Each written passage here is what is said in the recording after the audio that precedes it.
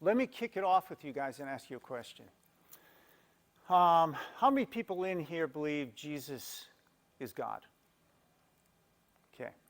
Scale of 1 to 10, what would you say? What number would you give it? Of your confidence, your certainty that Jesus Christ is God? 10. How do you know? Because he says so. So there's this guy, Mahatma Atta, who flew, he's a lead terrorist in the 9/11 attacks. And the reason he flew the planes into the Twin Towers is because he really believes Allah's God, because the Quran says so.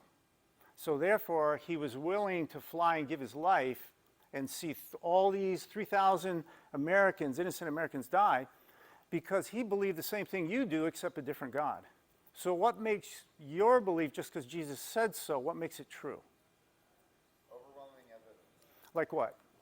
The historical resurrection, the apostles claim the nearest manuscript evidence, the overwhelming manuscript evidence, and experiences overall.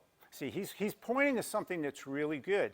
He's saying, well, actually, I don't just believe it by faith. I actually use my brain. I can actually look at these things and see if they make sense to me.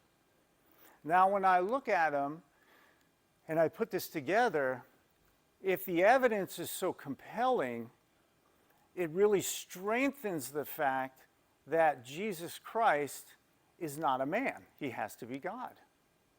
Does that make sense? Do you guys do that?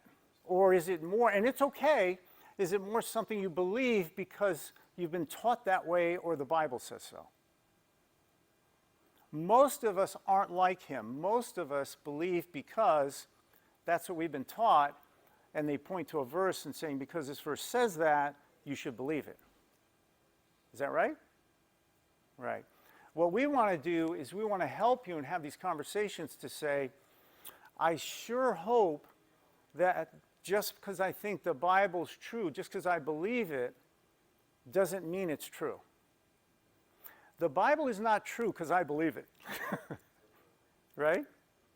Just because I have faith in the Bible doesn't make the Bible true. The Muslims have faith in the Quran.